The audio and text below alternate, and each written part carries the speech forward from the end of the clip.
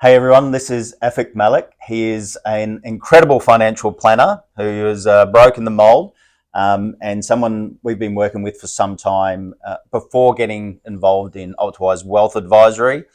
You're a bit different to the mold. Tell us the story.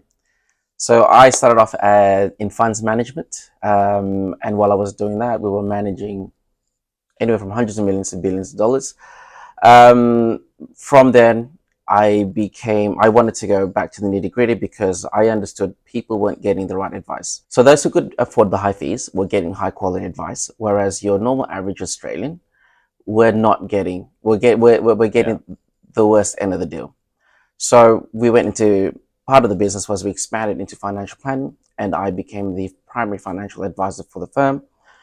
And I've realized two things in Australia. We're a two-sector economy. We run on mining and property.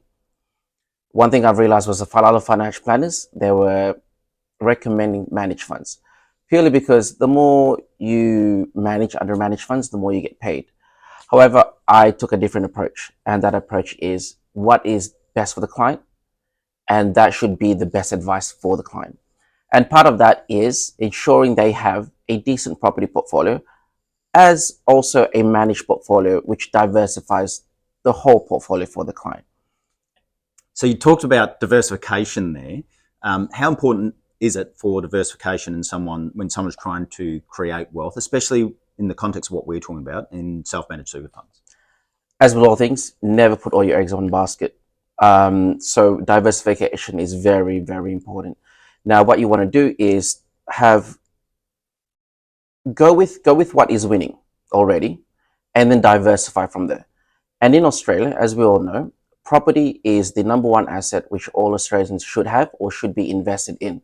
That part should be a big bulk of your investments, and then within that, then you can diversify into other investments, which should supplement your whole portfolio anyway.